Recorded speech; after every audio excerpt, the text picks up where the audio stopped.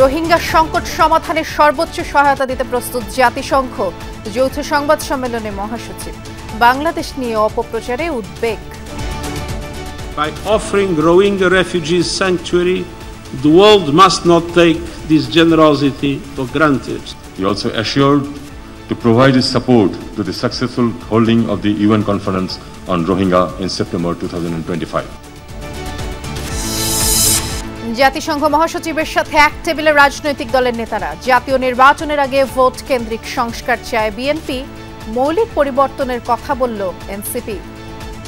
দ্রুত ইলেকশন করা এবং একটা পার্লামেন্টের মাধ্যমে বাকি বিষয়গুলোকে আমরা জুলাই সনদে তার দ্রুত বাস্তবায়নের কথা বলেছি। এক বছরের মধ্যে রোহিঙ্গা প্রত্যাবাসনের প্রধান উপদেষ্টা ও মহাসচিবের ঘোষণায় ক্যাম্পগুলোতে আনন্দের বন্যা। আরাকান আর্মির উপর আন্তর্জাতিক চাপ বাড়ানোর পরামর্শ। আসিয়া ধর্ষণে মূল অভিযুক্ত হিটু শেখের স্বীকারোক্তি। দৃষ্টান্তমূলক সাজা না হওয়ায় বাড়ছে ধর্ষণ নিপীড়ন, মাগুরায় বললেন জামায়াত আমির। নারী হেনস্থা প্রতিরোধে পরীক্ষামূলকভাবে চালু হলো মোবাইল অ্যাপ। যে কোনো তথ্য গ্রহণ করা হবে অভিযোগ হিসেবে জানালেন ডিএমপি কমিশনার। ক্রিপ্টোকারেন্সিতে পাচার হওয়া অর্থের একাংশ জব্দ করেছে সিআইডি। ফেরত আসতে পারে প্রায় ৪৫ কোটি টাকা। আইনিভাবে ডিজিটাল মুদ্রা বৈধ করার পরামর্শ। ফিলিস্তিনিদের গাজা থেকে আফ্রিকায় পাঠানোর পরিকল্পনা যুক্তরাষ্ট্র ও ইসরায়েলের। ৩ দেশের সাথে গোপনে যোগাযোগ প্রত্যাখ্যান করেছে আফ্রিকানরা।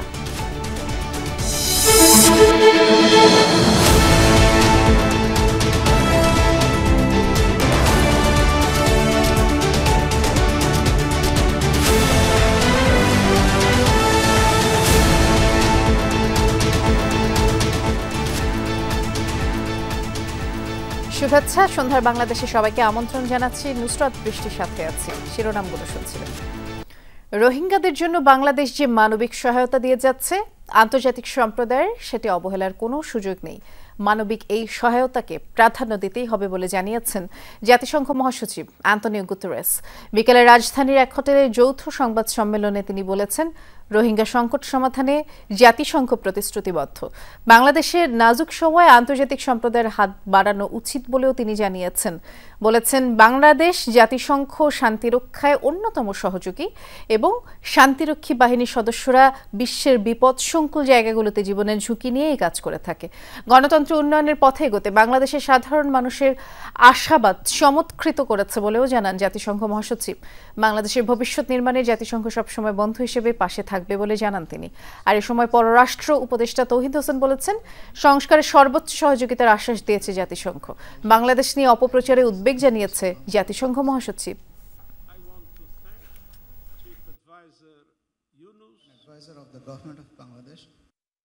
By offering Rohingya refugees sanctuary, Bangladesh has demonstrated solidarity and human dignity, often at significant social, environmental and economic costs. The world must not take this generosity for granted. Draw the urgent attention of the international community to extend all-out support to stand by the Rohingyas, to keep spotlight on them, the most discriminated people of the world. He also assured to provide his support to the successful holding of the UN conference on Rohingya in September 2025. নজিরবিহীন নিরপেক্ষ নির্বাচনের মাধ্যমে বাংলাদেশের শক্তিশালী গণতন্ত্র দেখতে চায় জাতিসংঘ। সংস্কার ও নির্বাচন কিভাবে হবে সেটি এদেশের অভ্যন্তরীণ ইস্যু উল্লেখ করে জনগণই তা নির্ধারণ করবে বলে মনে করে সংস্থাটি। আর রাজনৈতিক দলগুলোকে নিয়ে গোলটেবিল বৈঠকে এই মনোভাবের কথাই জানিয়েছেন মহাসচিব অ্যান্তনিও গুতেরেস। এ সময় কেবল নির্বাচন কেন্দ্রিক সংস্কার শেষ করে দ্রুততম সময়ে সংসদ নির্বাচনের কথা বলেছে বিএনপি। অন্যদিকে অন্তর্বর্তী সরকারকেই মৌলিক সংস্কার করার কথা বলছে জাতীয় নাগরিক পার্টি।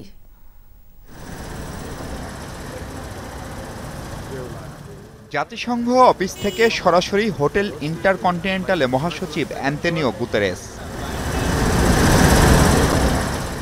12:30টার দিকে সেখানে আসেন বিএনপি মহাসচিব মির্জা ফখরুল ইসলাম আলমগীর ও স্থায়ী কমিটির সদস্য সালাউদ্দিন আহমেদ। দুপুর 1টার আগেই হোটেলে পৌঁছান জাতীয় নাগরিক পার্টি, জামায়াতে ইসলামী ও কমিউনিস্ট পার্টি সহ বিভিন্ন দলের নেতারা। আসেন উপদেষ্টা অধ্যাপক আসিফ নজরুল ঐক্যমত্য কমিশনের সহসভাপতি ডক্টর আলী রিয়াদ সহ অন্যান্য সদস্যরা। উপদেষ্টা আসিফ নজরুলের সভাপতিত্বে গোলটেবিল বৈঠকে জাতিসংঘ মহাসচিব সহ সংস্থাটির কর্মকর্তারা বসেন হেড টেবিলে। একপাশে রাজনীতিকরা, অন্য পাশে ছিলেন কমিশন সদস্যরা। চলমান সংস্কার নিয়ে জাতিসংঘ মহাসচিবকে জানানো হয় কমিশনের তরফে। পরে তা নিয়ে নিজেদের অবস্থান তুলে ধরেন রাজনৈতিক দলের নেতারা। সংস্কারটা অবশ্যই করতে হবে, কিন্তু সেই সংস্কারটা যত দ্রুত করা যায়, আমরা যেটা বলেছি, আমরা মূলত যে নির্বাচন কেন্দ্রিক যে বিষয়গুলো আছে সেগুলো করে ফেলা এবং তার দ্রুত ইলেকশন করা এবং একটা পার্লামেন্টের মাধ্যমে বাকি বিষয়গুলোকে আপনার করতে হবে। জাতিসংঘের তরফ থেকে বলা হয়েছে এটা বাংলাদেশের অভ্যন্তরীণ ব্যাপার, আপনারা বসে রিফর্মস কি নেবেন সেটা ঠিক করেন এবং ইলেকশন যা হবে সেটা বাংলাদেশের মানুষ সেটাই বাংলাদেশে একটা স্ট্রং ডেমোক্রেটিক গভর্নমেন্ট আসবে সেটার আশা করেছেন এবং পৃথিবীর মধ্যে একটা নজির সৃষ্টি করবে আগামী ইলেকশন, এটা উনি আশাবাদ ব্যক্ত করেছেন।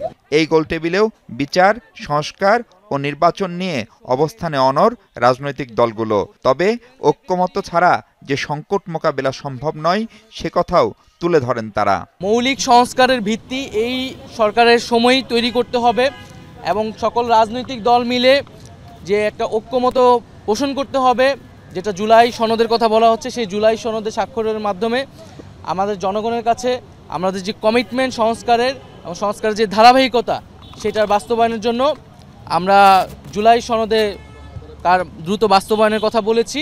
একটা ফেয়ার নির্বাচনের ব্যাপারে আমরা কথা বলেছি, ডেমোক্রেসির ব্যাপারে, টেকসই গণতন্ত্রের ব্যাপারে আমরা কথা বলেছি এবং জাতীয় ঐক্যের ব্যাপারে আমরা কথা বলেছি এবং সেক্রেটারি জেনারেলও আমাদের বক্তব্যের অধিকাংশই সমর্থন করে বলেছেন তিনি বাংলাদেশের সিদ্ধান্তে আমাদের কাজে উনি সহযোগিতা করবেন এবং সুষ্ঠু নির্বাচন ব্যাপারে আশাবাদী। গেল ১.৫ দশকে বাংলাদেশের মানবাধিকার ও সুশাসন সহ বিভিন্ন ইস্যুতে জনগণের পাশে থাকায় জাতিসংঘকে ধন্যবাদও জানান নেতারা। বাংলাদেশের এই যে রাজনৈতিক প্রক্রিয়া, এটা যথাসম্ভব ঐক্যমত্যের মধ্য দিয়ে আমাদের নিজেদেরকেই একটা জায়গায় পৌঁছাতে হবে। বাংলাদেশে মানবাধিকার, জাতিসংঘের মানবাধিকার কমিশনের একটা অফিস 2 থেকে 3 বছরের জন্য অস্থায়ী মেয়াদে চালু করার সুযোগ আছে কিনা। মাহফুজ মিশু, যমুনা নিউজ, ঢাকা। 1 বছরের মধ্যে রোহিঙ্গাদের নিজ দেশে ফেরাতে প্রধান উপদেষ্টা ও জাতিসংঘ মহাসচিবের ঘোষণায় ক্যাম্পগুলোতে যেন ঈদের আনন্দ। যদিও রাখাইন রাজ্যে এখনও গণহত্যা চালাচ্ছে আরাকান আর্মি, প্রায় প্রতিদিনই শত শত রোহিঙ্গা ঢুকছে বাংলাদেশে। আর এর মাঝেই ডক্টর ইউনূস ও গুতেরেসের ঘোষণা নিজ দেশে ফেরার রোডম্যাপ হিসেবেই দেখছে রোহিঙ্গারা। কক্সবাজার থেকে সহকর্মী এহসান আল কুতুবিকে সাথে নিয়ে আরেক সহকর্মী মনিরুল ইসলামের রিপোর্ট এবং ক্যামেরায় ছিলেন সহকর্মী আল আমিন তালুকদার।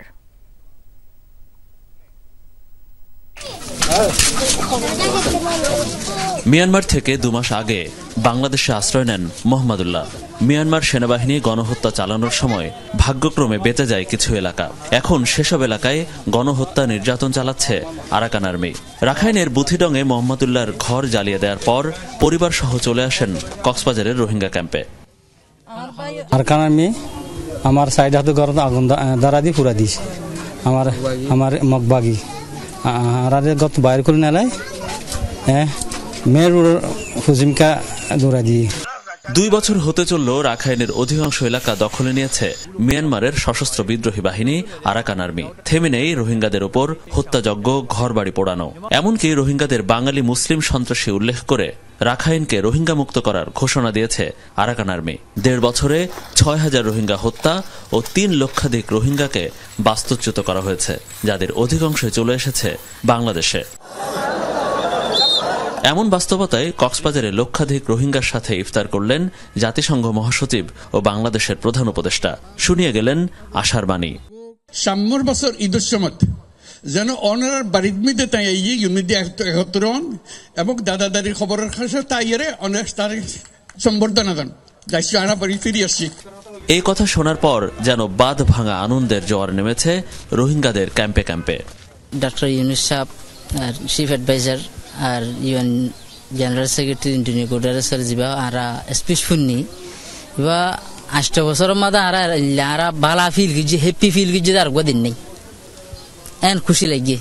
আর তো আবার বেশি খুশি লাগে আর যদি নিলে ফেরক যাই ভাই দিন আয় নিজের তো কোরআন শরীফ মানুষ করি ফেলাই আরো নিজের দেশে যাই ভাই হই দিয়ে আনাল্লাহ বলি রে আরো নিজে আয় কোরআন শরীফ মানুষ করি ফেলাই পানগিন দৌড়ি বাদে নিরাগো বাদ হওয়ানি আর হবার না বাম্মায়ে বাদ মারে ফেলানে জিন্দা আছে আনো হই না হয়। সরকারি হিসেব বলছে গত 7 মাসে বাংলাদেশে প্রায় 80,000 রোহিঙ্গা এসেছে, কিন্তু বাস্তবে এই সংখ্যা আরও বেশি। আরাকান আর্মির উপর আন্তর্জাতিক মহলের চাপ বাড়ানো গেলে রোহিঙ্গাদের ফেরানোর প্রক্রিয়া শুরু করা যাবে বলে মনে করে প্রত্যাবাসন বিষয়ক কমিশন। তার এখানে ইফতার করাটি এক ধরনের সলিডারিটি এবং এর মাধ্যমে রোহিঙ্গারা মনোবল ফিরে পাবে এবং আমরা আশা করছি এই মনোবল এবং কনফিডেন্স ফিরে পেলে তারা নিশ্চয়ই তাদের দেশে ফেরত যাওয়ার ব্যাপারে উৎসাহিত হবে। নতুন করে রোহিঙ্গা অনুপ্রবেশ বন্ধ করা না গেলে সামনে আরও সংকট বাড়বে বলে আশঙ্কা করা হচ্ছে। এর মধ্যে রোহিঙ্গাদের অর্থ বরাদ্দ অর্ধেকে নামিয়ে আনার কথা ভাবছে দাতা সংস্থাগুলো। এতে সামনে সংকট আরও বাড়বে বলেও ধারণা করা হচ্ছে। একদিন 2 দিন বা 1-2 মাস করতে করতে 8 বছর হয়ে গেল গণহত্যা বা অত্যাচারের নির্যাতনের শিকার হয়ে রোহিঙ্গারা বাংলাদেশে। সংখ্যাটাও 1-2 লাখ করতে করতে এখন 13 লাখে এসে ঠেকেছে। লক্ষ লক্ষ এই রোহিঙ্গা জনগোষ্ঠীর অপেক্ষায় যেন ফুরোচ্ছে না কবে ফিরবে নিজের মাতৃভূমি মিয়ানমারে। সবশেষ প্রধান উপদেষ্টা এবং জাতিসংঘ মহাসচিবের ওই কথার উপর ভিত্তি করে তাদের মনের মধ্যে একটু হলেও আশার ফুল জেগেছে, ফিরতে পারবেন মিয়ানমারে। মনিরুল ইসলাম, যমুনা নিউজ, জামতলী রোহিঙ্গা ক্যাম্প, কক্সবাজার। আসিয়াকে ধর্ষণের কথা স্বীকার করে 164 ধারায় জবানবন্দি দিয়েছে ধর্ষণ ও হত্যা মামলার প্রধান আসামি হিটু শেখ। এই ধর্ষক হিটু শেখ আসিয়ার বড় বোনের শ্বশুর, আর তার রিমান্ড শেষ হচ্ছে আগামীকাল। গতকালই শেষ হয়েছে বাকি 3 আসামির রিমান্ড। তবে সুষ্ঠু তদন্তের স্বার্থে এখনই বিস্তারিত জানায়নি পুলিশ। এদিকে আসিয়ার পরিবারের সাথে সকালে সাক্ষাৎ করেন জামায়াতে ইসলামের আমির। সহকর্মী আলিমুজ্জামান উজ্জ্বলকে সাথে নিয়ে মাগুরা থেকে আরো জানাচ্ছেন তাজনুর ইসলাম। ছবি তুলেছেন আরেক সহকর্মী নাহিদ হোসেন। মাগুরায় বোনের বাড়িতে বেড়াতে গিয়ে 6 মার্চ ধর্ষণের শিকার হয় 8 বছরের শিশু আসিয়া। 1 সপ্তাহ নিবিড় পরিচর্যা আর লাইফ সাপোর্টে থেকে বৃহস্পতিবার মারা যায় শিশুটি। এ ঘটনায় দায়েরকৃত মামলায় আসামি শিশুটির বোনের শ্বশুর শাশুড়ি সহ 4 জন গ্রেফতারের পর আদালতে নেওয়া হলে প্রধান আসামি হিট্টু শেখকে 7 দিন আর বাকি 3 জনকে পাঠানো হয় 5 দিনের রিমান্ডে। তাদের রিমান্ড শেষ হয় শুক্রবার, আর হিট্টু শেখের রিমান্ড শেষ হবে আগামীকাল। পুলিশ বলছে সবার রিমান্ড শেষ হলে জানা যাবে ঘটনার মোটিভ। আসিয়া ধর্ষণ মামলা খুব ভালোভাবে আমরা তদন্তের চেষ্টা করছি, কিন্তু আসামিদের মুভমেন্টের ব্যাপারে আমরা কোনো তথ্য দিতে পারছি না, কারণ মুভমেন্টের ব্যাপারে তথ্য দেওয়ার ক্ষেত্রে একটু রিস্ক আছে। এর জন্য আমরা চাচ্ছি একটু ওদের মুভমেন্টের বিষয়টা একটু গোপন রাখতে। এদিকে আসিয়ার মায়ের সঙ্গে সাক্ষাতের জন্য মাগুরায় আসেন জামায়াতে ইসলামের আমির। প্রথমে যান কবরস্থানে, জিয়ারত শেষে যোগ দেন সংক্ষিপ্ত এক স্মরণ সভায়। যে কোনো প্রয়োজনে আসিয়ার পরিবারের পাশে থাকার ঘোষণা দেন তিনি। 90 দিনের ভিতরে বিচার, রায় এবং তা কার্যকর আমরা দেখতে চাই। অনেকে বলেছেন 1 সপ্তাহ, দেশের আইনে 1 সপ্তাহ হবে না। আমরা এই জন্য 90 দিন বলেছি, কিন্তু আমরা 91 দিন দেখতে চাই না। সমাজের সারা দেশে এই ধরনের জঘন্য অপকর্মে যারা লিপ্ত হবে, আমরা তাদেরকে সামাজিকভাবে বয়কট করি এবং তাদেরকে আমরা ঘৃণা করি। অপরাধের শাস্তি তাকে পেতে হবে, তার বড় শাস্তি হচ্ছে সামাজিকভাবে ঘৃণা করা। সভা শেষে জারিয়া গ্রামে শিশুটির বাড়িতে যান ডাক্তার শফিকুর রহমান। কথা বলেন পরিবারের সদস্যদের সাথে। তবে এ সময় বাড়িতে ছিলেন না নিহত আসিয়ার বাবা মা। তাজনুর ইসলাম, যমুনা নিউজ, মাগুরা।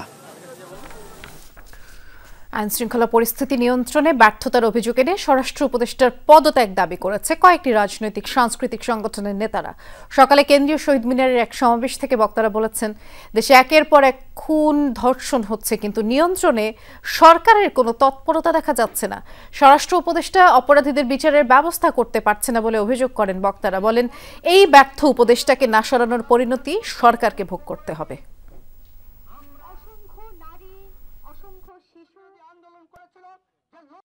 স্বরাষ্ট্র উপদেষ্টা সহ যে সকল অযোগ্য উপদেষ্টা রয়েছে তাদেরকে সরিয়ে দেন, নৈরাজ্য বন্ধ করে একটি জাতীয় সংসদ নির্বাচনের মধ্য দিয়ে আপনি বিদায় নেন। আমাদেরকে নানাভাবে দেওয়ার চেষ্টা করছে আমরা নাকি আওয়ামী লীগের পুনর্বাসনের জন্য মাঠে নেমেছি, কিন্তু আমরা দেখছি যে তাদের সেই উগ্রবাদী যে গোষ্ঠী তারা বিভিন্ন জায়গায় বলে বেড়াচ্ছেন যে ফ্যাসিস্টের ভাস্কর্য ভাঙার জন্য তারা নাকি 10 লাখ টাকা করে সেটেলমেন্ট করছেন। হত্যা, ধর্ষণ, নিপীড়নের বিচারের দাবিতে কালো পতাকা উত্তোলন করেছে বাংলাদেশের কমিউনিস্ট পার্টি সিপিবি। সকাল 10:30টায় তারা এই কর্মসূচি পালন করে এবং বিকেলে শোক মিছিল হয়। ভোর থেকেই কার্যালয়ের সামনে একত্রিত হতে দেখা যায় সিপিবির নেতাকর্মীদের। ধর্ষণের বিরুদ্ধে তারা নানান স্লোগান দেন। এদিকে হত্যা, ধর্ষণ, নিপীড়নের বিচার, স্বরাষ্ট্র উপদেষ্টা অপসারণের দাবিতে শনিবার গণমিছিলের কর্মসূচি দিয়েছিল বামপন্থী 8টি সংগঠন।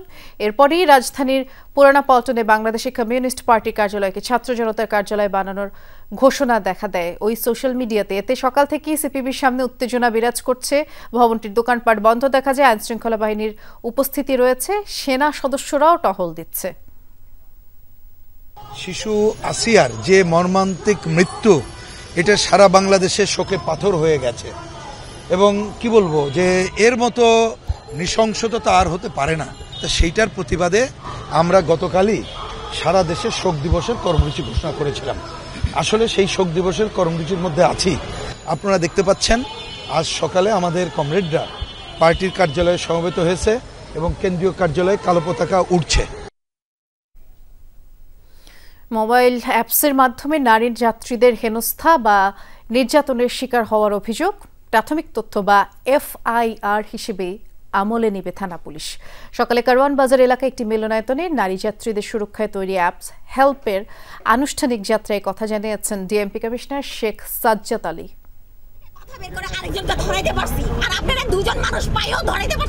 গণপরিবহনে নারী হেনস্থার অভিযোগ দীর্ঘদিনের। সোশ্যাল মিডিয়ার কল্যাণে এর কিছু কিছু আলোচনায় আসলেও বেশিরভাগই রয়ে যায় লোকচক্ষুর আড়ালে। আইন প্রয়োগকারী সংস্থাগুলোর হিসেবে বাস্তবে এমন হেনস্থা বা নির্যাতনের ঘটনা অনেক বেশি। খোদ ঢাকা মহানগর পুলিশ কমিশনার বলছেন, অধিকাংশ ক্ষেত্রেই নির্যাতনের ঘটনাগুলো আইনের খাতায় ওঠে না। আমার পুলিশি জীবনের অভিজ্ঞতায় আমি দেখছি যে যত সংখ্যক আপনারা মিডিয়াতে দেখতে পান, এর চেয়ে কয়েক গুণ বেশি ঘটনা ঘটে। পুলিশ বলছে বেশিরভাগ হেনস্থা, পাশবিক নির্যাতনের মতো ঘটনায় সহায়তা পান না ভিকটিম। কিন্তু কেন?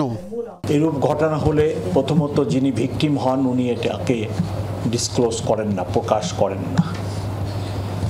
এরূপ ঘটনার সংখ্যা বহু। ওই যে আমি বললাম এগুলো তো আনরিপোর্টেড থাকে, গোপন করতে চাই। সো ইন দ্যাট কেস আপনাকে আর থানায় যাওয়া লাগবে না, বা ভিকটিমের পিতামাতাকে বা ভিকটিমকে বা কাউকে আর থানায় যাওয়া লাগবে না। বেসড অন দিস আমরা ইনভেস্টিগেশন শুরু করে দিব, মামলা রুজু করে ফেলাবো পুলিশ বাদী হয়েই। একটি বেসরকারি সংস্থার সহযোগিতায় নারী নির্যাতন প্রতিরোধে বিশেষ অ্যাপ চালু করল ব্রডকাস্ট জার্নালিস্ট সেন্টার BJC। এ উপলক্ষে আয়োজিত অনুষ্ঠানে ডিএমপি কমিশনার বলেন, পুরো ঢাকাকে আনা হবে এমন অ্যাপসের আওতায়। পাবলিক ট্রান্সপোর্টেশন যেসব নারীরা নিয়মিত চলাফেরা করে তারা বিভিন্ন রকমের হ্যারাসমেন্টের শিকার হচ্ছে। তার ভিতরে 46% হলো ডাইরেক্ট সেক্সুয়াল হ্যারাসমেন্টের শিকার হচ্ছে। গণপরিসরটাও আসলে খুবই গুরুত্বপূর্ণ, ভালনারেবল স্থান হয়ে গেছে মহিলাদের জন্য, রাস্তাঘাটে যাতায়াত সবকিছুর জন্য। ধন্যবাদ জানাই মাননীয় কমিশনারকে যে তিনি বলেছেন যে আমাদের অ্যাপসের মাধ্যমে থানায় ইনফরমেশনটা যা মাত্র এটা FIR হিসেবে গণ্য হবে। এটা অনেক বড় একটা আমাদের জন্য, আমি বলবো যে অনেক বড় ধরনের একটা হেল্প হবে।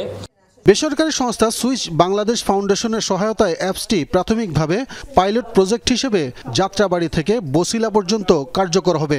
মোবাইল হ্যান্ডসেটে হেল্প নামক অ্যাপটি ডাউনলোডের মাধ্যমে যুক্ত হতে পারবেন নতুন সেবায়। আব্দুল্লাহ তুহিন, যমুনা নিউজ, ঢাকা। 8 বছরের এক শিশুর ইজ্জতের নিরাপত্তা দিতে পারিনি, এটা এই জাতির জন্য লজ্জার। নৈতিক শিক্ষার অভাবের কারণেই আজকের এই পরিস্থিতি তৈরি হয়েছে। রাজনৈতিক নেতৃবৃন্দ, বিশিষ্ট ব্যক্তিদের সম্মানে জামায়াতে ইসলামী আয়োজিত ইফতার মাহফিলে কথা বলেছেন দলের আমির ডাক্তার শফিকুর রহমান। BICCতে ইফতার মাহফিলে যোগ দেন বিএনপির স্থায়ী কমিটির সদস্য Mirza Abbas, vice chairman advocate Zainul Abedin, Bangabir Kader Siddique, NCPর হাসনাত আবদুল্লাহ সহ দেশের সব রাজনৈতিক দলের নেতারা। জামায়াতের আমির জানিয়েছেন, দেশের প্রতি যাদের ভালোবাসা নেই তারা পালিয়ে গেছে, আর যারা ভালোবাসে তারা বুলেট উপেক্ষা করে রক্ত দিয়ে দেশেই থেকে গেছে। রাজনৈতিক মতপার্থক্য থাকবেই, তবে এর মধ্য দিয়ে দেশকে এগিয়ে নেবার কথা জানান ডাক্তার শফিকুর রহমান। পশুত্বকে বদলে দিয়ে আমরা একটা মানবিক বাংলাদেশ চাই এবং আমরা বিশ্বাস করি মানুষ যদি আল্লাহকে ভয় করে, মানুষ যদি আল্লাহকে ঠিকমতো ভয় করে, তাহলে মানবিক বাংলাদেশ গড়ে তোলা সম্ভব। কোরআন নাজিলের এই মাসে আমরা এও বিশ্বাস করি আল্লাহর দেওয়া কোরআনের বিধানই হচ্ছে সমাজের জন্য সর্বোত্তম বিধান। সংস্কার, বিচার ও নির্বাচন এই সরকারের জন্য সমান্তরালেই গুরুত্বপূর্ণ। এই তিনটি কাজ করতে না পারলে জনগণ তাদের ক্ষমা করবে না বলে মন্তব্য করেছেন এবি পার্টির চেয়ারম্যান মুজিবুর রহমান মঞ্জু। চট্টগ্রামের আগ্রাবাদে এক ইফতার মাহফিলে তিনি বলেছেন, ফ্যাসিস্ট হাসিনা ও তার সহযোগীরা যেভাবে নিরপরাধ মানুষকে হত্যা করেছে তার দৃশ্যমান বিচার শুরু করতে হবে। প্রয়োজনীয় বিষয়গুলোর সংস্কার কাজ জরুরি বলে দাবি করেন তিনি। এ সময় ঐক্যবদ্ধ থাকার পাশাপাশি সবাইকে নির্বাচনের জন্য প্রয়োজনীয় সংস্কার পর্যন্ত ধৈর্য ধরার আহ্বান জানান এবি পার্টির চেয়ারম্যান। নিরপরাধ মানুষগুলোকে মেরে পুড়িয়ে ফেলা হয়েছে, যাদের পিতামাতার পরিচয় পাওয়া যায় নাই এখন পর্যন্ত। তাদের রক্তের জীবনের বিচারটা কে করবে? এই সরকারকে একটা দৃশ্যমান বিচার শুরু করতে হবে। ক্রিপ্টোকারেন্সির মাধ্যমে পাচার হওয়া অর্থের কিছু অংশ জব্দ করেছে সিআইডি। আইনি মীমাংসা হলে এই অর্থ ফেরত আসতে পারে দেশে। মুদ্রার হিসেবে যার পরিমাণ প্রায় ৪৫ কোটি টাকা। এটি মূলত এমটিএফই প্ল্যাটফর্মের মাধ্যমে পাচার হওয়া অর্থের অংশ। সিআইডি জানিয়েছে, অর্থ উদ্ধারে অনেক পক্ষের সহায়তা মিলছে, তবে ক্রিপ্টোকারেন্সি নিয়ে দেশে আলাদা আইন না থাকায় নতুন এই অপরাধ দমনে চ্যালেঞ্জ বাড়ছে। মেটাভার্স ফরেন এক্সচেঞ্জ বা এমটিএফির জালিয়াতির শুরু 2 বছর আগে। বলা হয়েছিল কিছু টাকা বিনিয়োগ করলেই হওয়া যাবে প্রতিষ্ঠানের সিইও, প্রতিদিন মিলবে দ্বিগুণ 3 গুণ মুনাফা, এজন্য ট্রেডিং করতে হবে বিদেশি অ্যাপে। সে আশায় এখানে লাখ লাখ টাকা লগ্নি করেন দেশের কয়েক হাজার তরুণ। কিন্তু 2023 সালের 17 আগস্ট হঠাৎ শূন্য হয়ে যায় সবার অ্যাকাউন্ট। সারা মেলেনি ওই ট্রেডিং অ্যাপ থেকেও। তখন স্পষ্ট হয় দেশ থেকে প্রায় 11,000 কোটি টাকা লুটে নিয়েছে এমটিএফই, যার বড় অংশই পাচার হয়েছে ক্রিপ্টোকারেন্সির মাধ্যমে। এজন্য বাইন্যান্সের মতো আন্তর্জাতিক এক্সচেঞ্জ প্ল্যাটফর্ম OKX ব্যবহার করে চক্রটি, যেখানে বিনিয়োগের টাকা রূপান্তরিত করা যায় ভার্চুয়াল মুদ্রা বা ক্রিপ্টোকারেন্সিতে। তখন থেকেই বিষয়টি তদন্তের দায়িত্ব পায় সিআইডি। ভুক্তভোগীদের তথ্য চেয়ে বিজ্ঞপ্তিও দেয় পুলিশের এই বিভাগটি। অবশেষে জানা গেল কিছু অর্থের হদিস মিলেছে। OKX প্ল্যাটফর্মে চিঠি লিখেছি, চিঠি প্রায় $3.7 মিলিয়ন আমরা ফ্রিজ করতে পেরেছি। আমি আপনাকে সেটা চিঠিটা দেখাতেও পারি। আমরা 30 দিন পরে আবার দিব, 30 ডেজ পর দিতে হয়। টাকাটা ফ্রিজে আছে এবং আমরা এটা চেষ্টা করছি। সাইবার ক্রাইম বিভাগের এই তদন্ত কর্মকর্তা বলছেন, ক্রিপ্টোকারেন্সি লেনদেন দেশে অবৈধ, নেই কোনো আলাদা আইন। তারপরও প্রায় 2% মানুষ বিভিন্ন অ্যাপের মাধ্যমে ক্রিপ্টোকারেন্সি লেনদেন করছে। ফলে অনেকটা চোখের সামনে দিয়ে টাকা পাচার করে নিয়ে যাচ্ছে অসাধু চক্র। পর্যাপ্ত আইন, পর্যাপ্ত বিধি আমাদের হাতে নেই, আমাদের যেটা খুবই দরকার।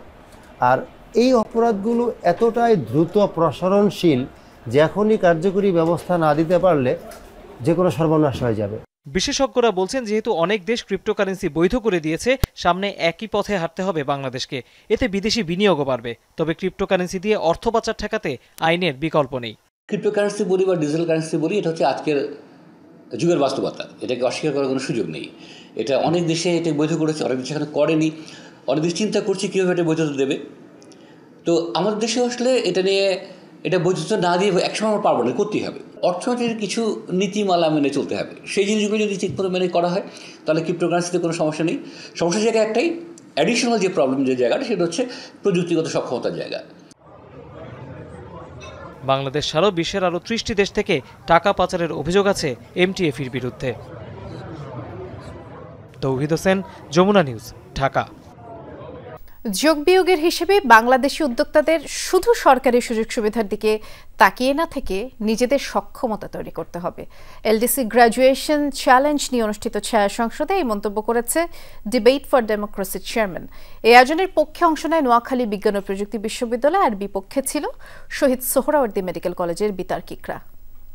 বাংলাদেশ আজকে আশার আলো দেখতেছে যে বিতর্ক প্রতিযোগিতায় উঠে আসে ন্যূনতম উন্নত দেশগুলো বা এলডিসি গ্র্যাজুয়েশনের চ্যালেঞ্জ, পরিকল্পনা ও করণীয়, যাতে পাল্টাপাল্টি যুক্তিতর্ক তুলে ধরেন অংশগ্রহণকারী দুই বিশ্ববিদ্যালয়ের শিক্ষার্থীরা। তাদের পক্ষে কোনো ধরনের প্রস্তুতিমূলক আলোচনা আজকে তাদের পক্ষ থেকে উঠে আসেনি মাননীয় স্পিকার। অনুষ্ঠানে প্রধান অতিথি সিপিডির নির্বাহী পরিচালক ফাহমিদা খাতুন বলেন, বিগত সরকারের আমলে যে তথ্যগুলো দেয়া হতো সেগুলোই গোজামিল আর অসামঞ্জস্যতা ছিল।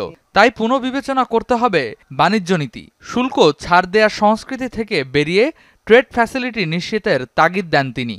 সাবসিডি, বিভিন্ন ধরনের সহযোগিতা করা হয়ে থাকে বিশেষ বিশেষ খাতকে, এগুলোকে পুনর্বিবেচনা করতে হবে। বিভিন্ন প্রতিষ্ঠান, ব্যবসা বাণিজ্যকে এই যে শুল্ক ছাড় দেওয়ার যে সংস্কৃতি, বছরের পর বছর অনন্তকাল ধরে কিন্তু সেই শুল্ক ছাড়টা থাকার একেবারেই উচিত না, কিন্তু সেটা দেওয়া হচ্ছে। ডিবেট ফর ডেমোক্রেসির চেয়ারম্যান বলেন, এলডিসি থেকে উত্তরণের লক্ষ্যে প্রায় 1.5 বছরের বেশি সময় আছে, তাই চ্যালেঞ্জ মোকাবেলায় এখনই প্রস্তুতি গ্রহণ করতে হবে। যতই ম্যানিপুলেট করুক না কেন, আমাদের এই তথ্য নিয়ে, ডাটা নিয়ে, উপাত্ত নিয়ে, রিজার্ভ নিয়ে, আমাদের প্রবাসী আয় নিয়ে, রপ্তানি আয় নিয়ে, সেটি আমরা মোকাবেলা করতে পারবো বলে আমাদের অর্থনীতিবিদরা মনে করছেন, যেহেতু আমাদের হাতে 1.5 থেকে প্রায় 15 বছর সময় এখনো হাতে আছে। সে কারণে আমাদেরকে কিন্তু এখনই প্রস্তুতি গ্রহণ করতে হবে। আয়োজনে ঋণ খেলাপি, কর খেলাপি, বিনিয়োগ খেলাপি না হয়ে প্রাতিষ্ঠানিক দক্ষতা ও স্বচ্ছতার উপর গুরুত্ব দিয়ে বক্তারা জানান, আর্থিক খাতে সুশাসন ও জবাবদিহিতা নিশ্চিতে প্রতিজ্ঞাবদ্ধ হতে হবে। আসলে প্রস্তুত কিনা সেটি কিন্তু আমাদেরকে মাথায় রাখতে হবে। বিতর্ক প্রতিযোগিতায় বিজয়ী হয়েছে শহীদ সোহরাওয়ার্দী মেডিকেল কলেজের বিতার্কিকরা। রেদওয়ান আহমেদ, যমুনা নিউজ, ঢাকা। শেখ হাসিনাকে দেশে ফিরিয়ে এনে বিচারের মুখোমুখি করতে জাতিসংঘ মহাসচিবের সহায়তা চেয়েছেন তরুণ নেতারা। মহাসচিব গুতেরেস বলেছেন, এ ব্যাপারে সম্ভাব্য সব ধরনের সহযোগিতাই করা হবে। ইন্টারকন্টিনেন্টালের রাজনৈতিক দলের নেতৃবৃন্দের সাথে বৈঠকের পর তরুণ সমাজের প্রতিনিধিদের সাথে বৈঠক করেন জাতিসংঘ মহাসচিব অ্যান্তোনিও গুতেরেস। তরুণ প্রতিনিধিদের মতবিনিময়ের সময় জাতিসংঘ মহাসচিব পর্তুগালের গণ অভ্যুত্থানের বিভিন্ন স্মৃতি তুলে ধরেন। বৈঠক শেষে তরুণ প্রতিনিধিরা জানান, গত 15 বছরের বিভিন্ন সমস্যা অ্যান্তোনিও গুতেরেসকে জানানো হয়েছে। শেখ হাসিনাকে দেশে ফিরিয়ে আনা বিচারের উপরেও জোর দেওয়া হয়েছে। আর জাতিসংঘ মহাসচিব জানিয়েছেন, আইসিসিভুক্ত রাষ্ট্র হিসেবে সদস্য দেশগুলো শেখ হাসিনার বিচারের ব্যাপারে ভূমিকা রাখতে পারে। এখানে আওয়ামী লীগের ট্রায়ালটা যাতে প্রপারলি হয় সেটার জন্য ইউএন কি কোনোভাবে আমাদেরকে গাইড করতে পারে কিনা বা হেল্প করতে পারে কিনা। বর্ডার কিলিং বন্ধ করার জন্য ছাত্রদের পক্ষ থেকে আমরা বলেছি, আমরা যারা আদিবাসীরা আছি আমাদের নিরাপত্তার বিষয়টা নিয়েও আমরা কথা বলেছি। আমরা আমাদের প্রবলেমগুলো জানাইছি, উনি ওটার সম্পর্কে জাস্ট অবগত হয়েছেন অ্যান্ড যতটুকু করা সম্ভব উনি দেখবেন বলছেন। দোল উৎসবে বর্ণিল ছিল শাঁখারীবাজার। রঙের এই উৎসবে ছিল না বয়সের সীমারেখা, শিশু থেকে বৃদ্ধ সবাই মাতেন রং খেলায়। জনসমাগম কম থাকলেও আনন্দে কোনো ঘাটতি ছিল না। সবার প্রত্যাশা, হিংসা হানাহানি দূর করে দেশবাসীর মনে রং ছড়াবে এই উৎসব।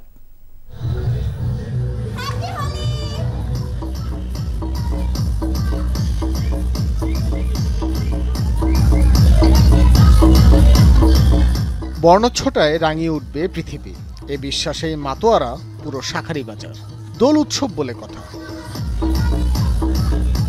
রং ছড়ায় যারা মাতোয়ারা তাদের বেশিরভাগই শিশু। পরস্পরকে রাঙিয়ে দিতে কেউ ছুটছিল কালার বল, কেউ বা পিচকারি, কারো হাতে আর কালার মেশিন গান। কারো পছন্দ আবির, তো কারো বালতি বোঝাই গোলানো রং। পোশাক বাঁচাতে অনেকেই নামেনি রাস্তায়, কিন্তু বাড়ির ছাদ থেকেই উপভোগ করেন পুরো আনন্দ। আমাদের হোলি উৎসবটা 2 দিনের হয়। গতকালকে ছিল একটা, আজকে হলো রঙের সাথে পানি মিক্স করে রং খেলানো হয়। কতক্ষণ খেলবা? 5 ঘন্টা রং খেলবা। অন্যবারের তুলনায় শাঁখারীবাজারে এবছর মানুষের সংখ্যা ছিল অনেকটাই কম, তবে উচ্ছ্বাস ছিল বাঁধ ভাঙা।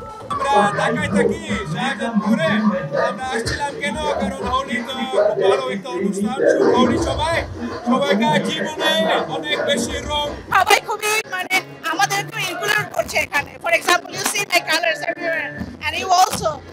রং ছোড়াছড়ির সাথে ছিল গান আর নাচ, যা হোলি উৎসবকে দেয় বাড়তি মাত্রা।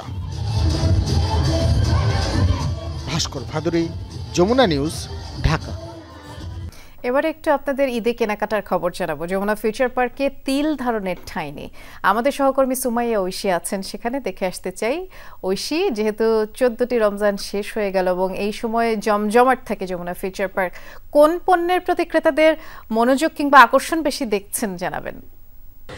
একদম ঠিক কথাই বলেছেন বৃষ্টি, জমজমাট কিন্তু একদম যমুনা ফিউচার পার্ক। আমি সকাল থেকেই যমুনা ফিউচার পার্কের বিভিন্ন আউটলেট ঘুরে ঘুরে দেখেছি, সেখানে কিন্তু সত্যিকার অর্থেই তিল ধারণের ঠাঁই ছিল না। যদি প্রত্যেকটি আউটলেটগুলোর কথা বলি, সেখানে কিন্তু নতুন নতুন কালেকশন এসেছে এবং ঈদ উপলক্ষে প্রতিবারই যেমন থাকে বিভিন্ন মূল্য ছাড় রয়েছে, 50%, 15%, প্রায় সবগুলো আউটলেটেই কিছু না কিছু মূল্য ছাড় দেওয়া হচ্ছে ক্রেতাদের আরও আকৃষ্ট করার জন্য। এজন্য কিন্তু ক্রেতারা স্বাচ্ছন্দ্যে সেই কেনাকাটার প্রতি ঝুঁকছেন এবং মূলত এখন পোশাক কেনাকাটার প্রতি বেশি মানুষের ঝোঁক আমি দেখতে পাচ্ছি। এবং যেহেতু গরম পড়ে গেছে, মানুষ কিন্তু হালকা রঙের পোশাকগুলো বেশি পছন্দ করছেন। কটন থেকে শুরু করে অন্যান্য যে সমস্ত পণ্যগুলো রয়েছে যেগুলো আরামদায়ক, সুতি, সেই ধরনের পোশাকগুলোর প্রতি তারা বেশি আকৃষ্ট হচ্ছেন। এবং যেমনটা আমাদেরকে সকলেই জানাচ্ছেন বারবার করে, যে যেহেতু গরম পড়েছে এবং গরমের মধ্যে আসলে অন্য জায়গায় শপিংয়ে গেলে যেটি হয় যে প্রচণ্ড রোদের মধ্যে রোজা রেখে কষ্ট করে শপিং করতে হয়, তবে যমুনা ফিউচার পার্ক যেহেতু দেশের বৃহত্তম শপিং মল এবং দক্ষিণ এশিয়ার মধ্যে বৃহত্তম শপিং মল, সুতরাং এখানে কিন্তু শীতাতপ নিয়ন্ত্রিত পরিবেশে, আরামদায়ক পরিবেশে সকলেই কিন্তু শপিং করতে পারছেন। এবং যেহেতু ইফতারের ঠিক পরপরই এই সময়টায় এখন কিন্তু মানুষ আসছেন, যারা ইফতার করেছিলেন তারা কিন্তু এখন তাদের কেনাকাটার তালিকাগুলো সম্পূর্ণ করছেন এবং পরবর্তীতে আরও ক্রেতার সমাগম হবে এমনটি প্রত্যাশা ব্যবসায়ীদের। সন্ধ্যার পর থেকে তো আসলে ক্রেতা সমাগম বাড়তেই থাকে। অনেক ধন্যবাদ ঐশী। শুনছিলাম আমরা আফগানিস্তান, ইরান, রাশিয়া সহ বিশ্বের কমপক্ষে 43টি দেশের নাগরিকের উপর ভ্রমণ নিষেধাজ্ঞা এবং বিধিনিষেধ আরোপের পরিকল্পনা করছে যুক্তরাষ্ট্র। এই তৎপরতার সাথে সম্পৃক্ত ট্রাম্প প্রশাসনের একাধিক কর্মকর্তার বরাতে তথ্য প্রকাশ করেছে নিউ ইয়র্ক টাইমস। এরই মধ্যে বিধিনিষেধ সংক্রান্ত খসড়া তালিকাও তৈরি করা হয়েছে। দেশগুলোকে 3 ক্যাটাগরিতে ভাগ করা হয়েছে। প্রথম ক্যাটাগরিতে থাকা ইরান, উত্তর কোরিয়া সহ 11 দেশের নাগরিকদের জন্য যুক্তরাষ্ট্রে সব ধরনের ভ্রমণ নিষিদ্ধ। দ্বিতীয় ক্যাটাগরিতে থাকা 10 দেশের নাগরিকদের ভিসা দেওয়ার ক্ষেত্রে কড়াকড়ি আরোপ করা হবে। পাকিস্তান, বেলারুশ সহ বাকি 22 দেশকে ত্রুটি সংশোধনের জন্য সময় বেঁধে দেওয়া হবে। এর মধ্যে সংশোধন না হলে তাদের প্রথম 2 ক্যাটাগরিতে তালিকাভুক্ত করা হবে।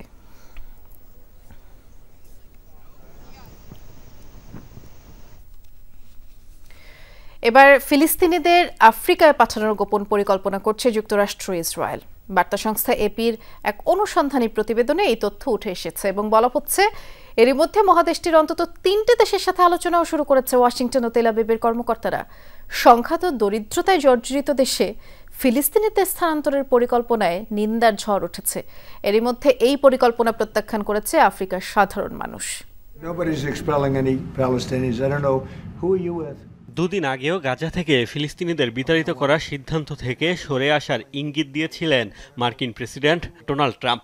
মুখে অবস্থান বদলানোর ইঙ্গিত দিলেও তিনি এখনও যে গাজায় অবকাশ যাপন কেন্দ্র বানানোর সিদ্ধান্ত অটল, তার প্রমাণ মিলল বার্তা সংস্থা এপির প্রতিবেদনে। তাদের প্রতিবেদন বলছে, ফিলিস্তিনিদের আফ্রিকা পাঠাতে গোপনে তৎপরতা চালাচ্ছে যুক্তরাষ্ট্র ও ইসরায়েল।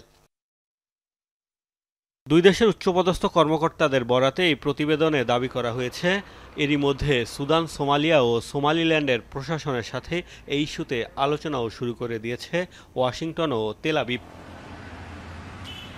সংঘাত, গৃহযুদ্ধে জর্জরিত দেশগুলোর অবস্থান দারিদ্র্যসীমার নিচে। এমন স্থানে ফিলিস্তিনিদের স্থানান্তরের পরিকল্পনায় উঠেছে নিন্দার ঝড়। আন্তর্জাতিক মহল বলছে, এই পরিকল্পনা অনৈতিক ও বেআইনি। নিজ ভূখণ্ড থেকে গাজাবাসীকে আফ্রিকায় পাঠানোর পরিকল্পনা প্রত্যাখ্যান করছে সোমালিয়া, সুদানের জনগণও। যুক্তরাষ্ট্র এবং ইসরায়েল চরম ভুল সিদ্ধান্ত নিচ্ছে। তারা যে জাতিকে হত্যা এবং বাস্তুচ্যুত করছে তাদের জোর করে অন্য দেশে পাঠাতে চায়, তাদের সোমালিয়ায় আনতে বাধ্য করতে চায়। আমরা নিজেরাই গৃহযুদ্ধ ও অস্থিরতার শিকার। আমি সবাইকে ফিলিস্তিনিদের ভূমি রক্ষায় ঐক্যবদ্ধ হওয়ার আহ্বান জানাবো। মানুষকে বাস্তুচ্যুত করার পুরনো নীতি ব্যবহার করছে আমেরিকা। তাদের এই প্রস্তাব অগ্রহণযোগ্য। আমি বলবো, সব মুসলিমকে তাদের বিরুদ্ধে ঐক্যবদ্ধ ও সতর্ক হওয়া হওয়া উচিত। আমি মনে করি ট্রাম্পের গাজার জনগণকে পুনর্বাসনের প্রস্তাব অবাস্তব। বাচ্চারাও এটিকে সমর্থন দিবে না। যদি তাদের নিজ ভূখণ্ড ছাড়তে বাধ্য করা হয় তবে প্রতিটি মুসলিমের উচিত তাদের রক্ষায় এগিয়ে আসা। এপিকে সুদানের কর্মকর্তারা জানিয়েছে এরই মধ্যে যুক্তরাষ্ট্র ও ইসরায়েলের প্রস্তাব প্রত্যাখ্যান করেছে তারা। আর সোমালিয়া ও সোমালিল্যান্ডের বেশ কিছু কর্মকর্তার দাবি তারা এমন কোনো প্রস্তাব সম্পর্কে কিছুই জানে না। মোস্তফা মাহমুদ, যমুনা নিউজ। আর এই ছিল আজকে সন্ধ্যার বাংলাদেশের আয়োজনে। সাথে থাকার জন্য ধন্যবাদ। নিরাপদে থাকবেন সবাই।